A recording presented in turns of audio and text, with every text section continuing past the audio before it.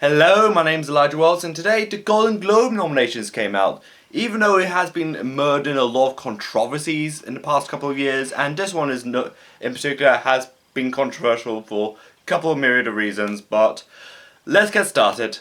Starting off our list is the best film in drama. We have Autonomy of a Fool, Killers of the Flower Moon, Maestro, Oppenheimer, Past Lives, and Zones of Interest. What if you've noticed this throughout the entirety of this year's? I think it's the first time they've done it, and maybe if they're going to continue it, which is going to be very interesting. This is the first one where they have 6 films per category, because there's a lot of good films out this year, or the Golden Globes are just very desperate for attention at this point, which I will get into more later on. But I think what could win being The Killers of the Flower Moon by Martin Scorsese, because that movie was unbelievably good. But what should win, in my opinion, is Christopher Nolan's Oppenheimer, because that has a lot of award buzz all over it already. Even the early awards, I think Atlanta, DC, New York Film Awards, just gave it a lot, just showered it with praise. So, best film for drama, it's Oppenheimer, in my opinion. That's for the win. For best film in musical comedy, there's Air, American Fiction, Barbie, Holdovers, May December, and Poor Things.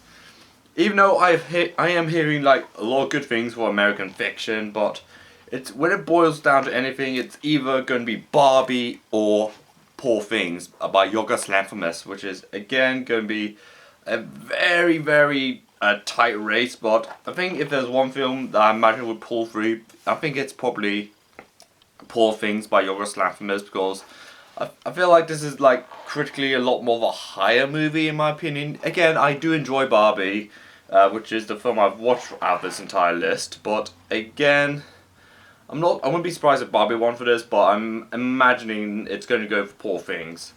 For Best Director, there's Bradley Cooper for Maestro, Greta Gerwig for Barbie, Yorgos Lanthimos for Poor Things, Christopher Nolan for Oppenheimer, Martin Scorsese for Killers of the Flower Moon, and Celine Song for Past Lives.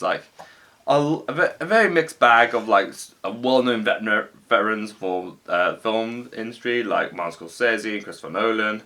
Directors that definitely emerged from the last decade, like Bradley Cooper, Greta, and Yorgos Lanthimos, and the one just straight out of the gate being Celine Song for Past Lives. A very good mixture of directors in this mix. But I think maybe Oppenheimer, Christopher Nolan might win again. Again, Barbenheimer is still going really strong, well into award season. Greta Gerwig is nominated, and so is Chris. But I think Christopher Nolan is going to be the winner for director. And for actress in drama, we have Annette Bening for Ned, Lily Gladstone for Killers of a Flower Moon, Sandra Holler for Autonomy of a Fool, Greta Lee for Past Lives, Kerry Mulligan for Maestro, and Celie Spacey for Priscilla. I think, in my opinion, it's going to go to either. I think the one I'm kind of rooting for at this point is Lily Gladstone for Killers of the Flower Moon. She was absolutely brilliant in that movie, but I do give a shout out to Greta Lee for Past Lives, because she was also excellent in that movie. But I think Lily Gladstone is going to be the winner of that category, in my opinion. And we have Best Actor in Drama. We have Bradley Cooper, who also directed Maestro, Leonardo DiCaprio for Killers of the Flower Moon, Calman Diego for Rustin, Barry Golgan for Saltburn, Cillian Murphy for Oppenheimer, and Andrew Scott for All of Us Strangers. I think I'm kind of sensing that it's going to be Cillian Murphy might win for Oppenheimer, since again there's a lot of admiration around him, and particularly in this performance he does in this 3-hour epic. But I'm also wouldn't be surprised if Leonardo DiCaprio does win for that category for Killers of the Flower Moon. And for Best Actress in Musical Comedy, there's Fantasia Barrino for The Color Purple, Jennifer Lawrence for No Hard Feelings, Natalie Portman for May December, Alma Poisty, sorry for a mispronunciation, for Fallen Leaves, Margot Robbie for Barbie, Emma Stone for Poor Things. Even though there's a lot, I can say all day how much I really like Margot Robbie and Barbie, but I think Emma Stone, given what the clips I've seen, given the trailers I've saw, and given what I've heard from it, I think it's going to go to Poor Things. It's basically a dark comedy about horny Frankenstein at this point, and I'm excited to check it out at this point.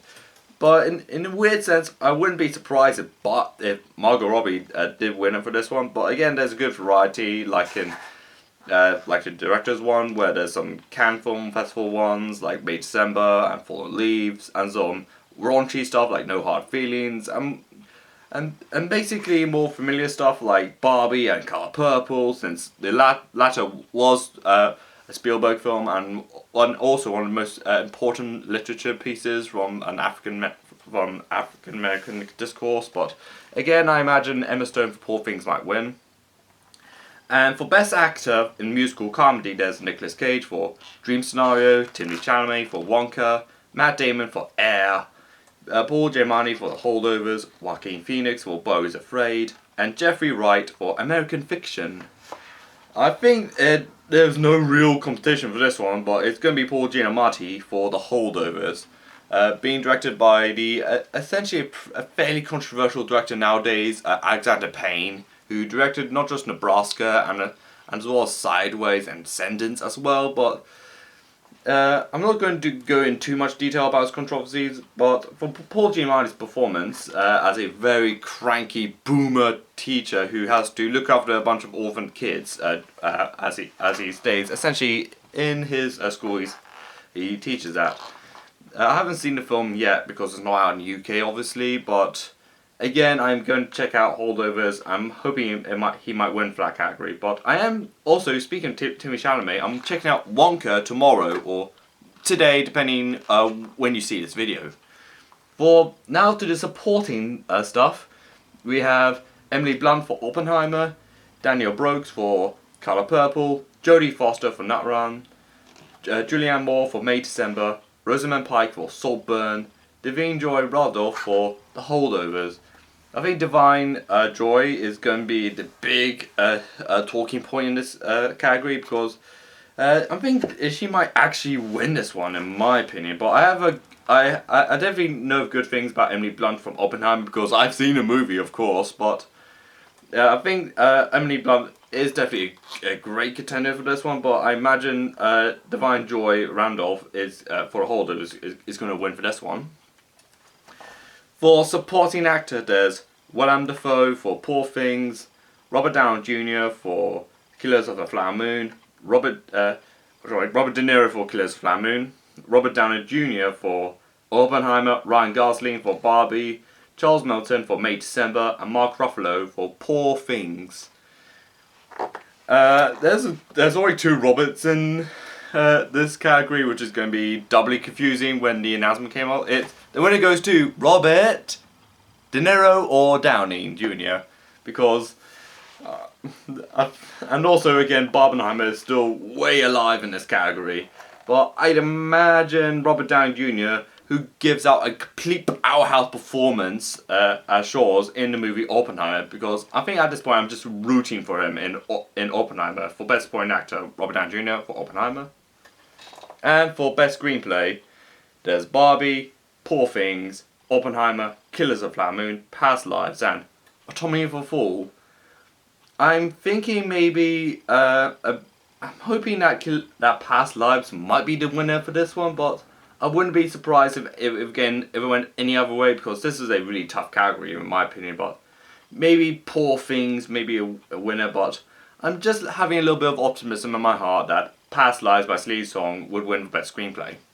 And now for the music category of this section, for Best Original Score, there's Poor Things, Oppenheimer, The Boy and the Heron, Zone of Interest, Spider-Man Across the Spider-Verse, and Killers of the Flower Moon. Because, okay, this category probably intrigued me and entranced me the most in the entirety of this award season so far.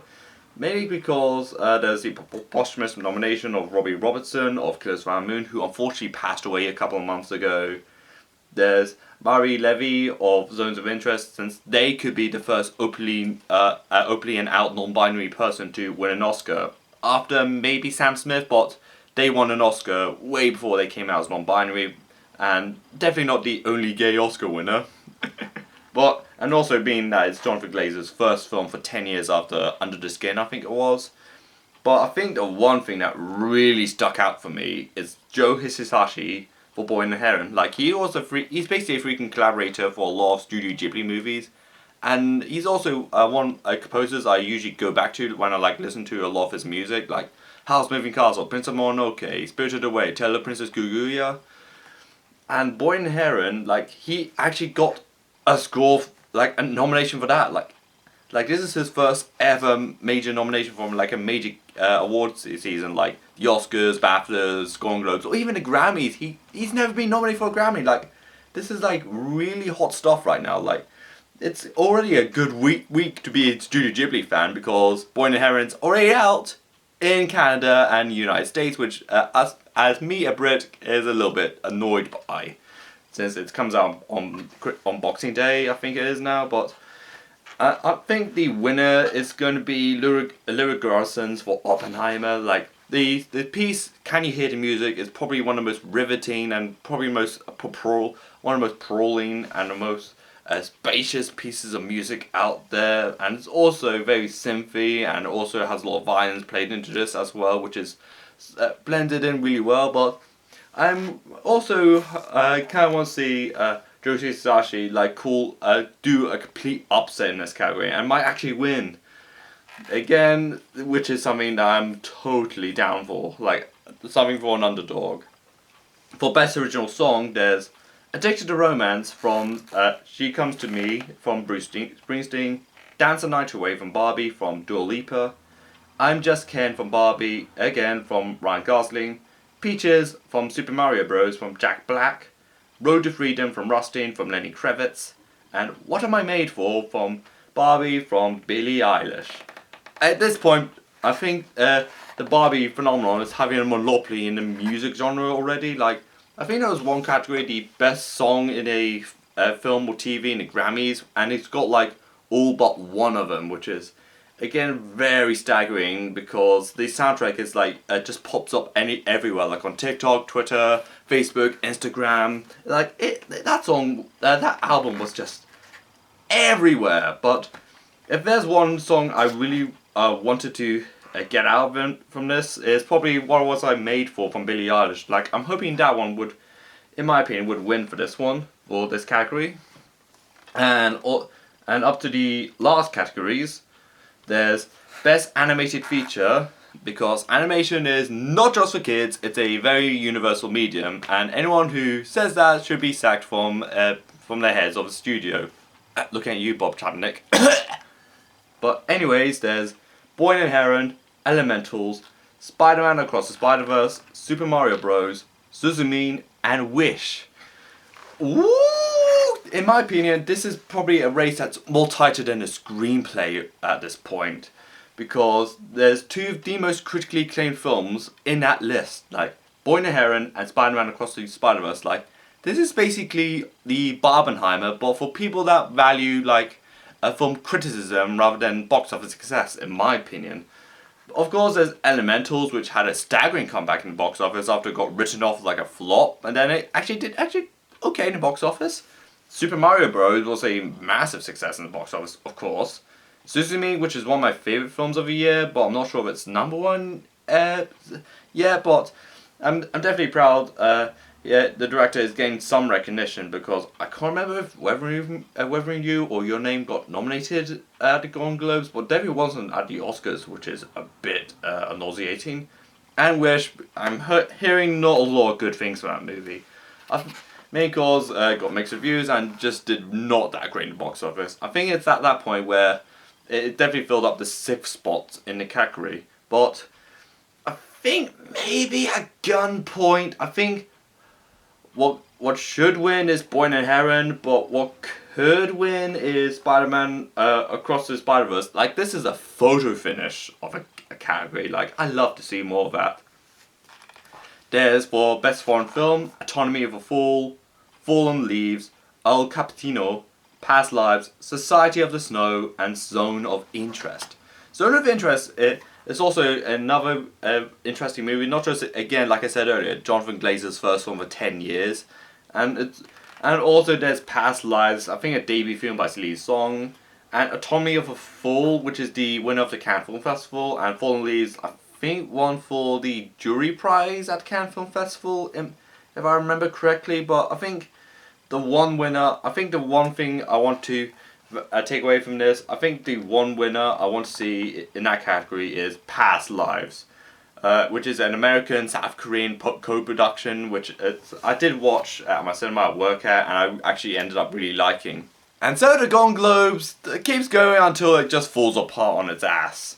Like, there's a category called Cinematic and Box Office Achievement.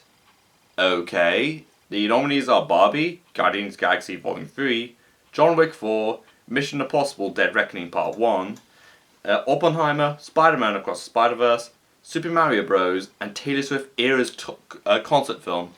I just don't get this category at all. Like, who's meant to be gaining anything from that category, in my opinion? Like, the accountants, studio execs or something, or producers? Like, come on, Golden Globes, like, read the room. Like, Hollywood just went on strike because the actors and writers' pay was utterly abysmal. And now he says, hey, let's celebrate the actors and writers who have finally got together a fair deal with studio execs, and let's celebrate how big the box office is, even though I think around that period where there was absolutely no promotion whatsoever for a lot of films that came out this year, whether they were good or bad, they did had a box office essentially penalized in a weird way. Like, how do you measure success in a box office? Like, smaller budget versus big box office? Like, how big the box office is in comparison to its budget, and how much clout the movie had over a year? Like, I just don't get it. I think at this point, I'm just not going to pick a winner I'm not going to pick a winner at all in this category, just because it just feels more corporate. It feels really administrative, in my opinion. Like, who's going to get this award? Like, the actors, actresses, the writers, directors, producers? No, maybe the studio execs, even though we were probably the punching bag of 2023, or the admin, or the accountants at their studio. Like, yes, we've made $1.4 billion in this movie, so thank you for all the people that turned up. So, what do you think of the Golden Globes this year? Follow me on Instagram, follow me on Twitter, subscribe to my channel, comment below what you think of the Golden Globes, and this is Light Rolls, and bye!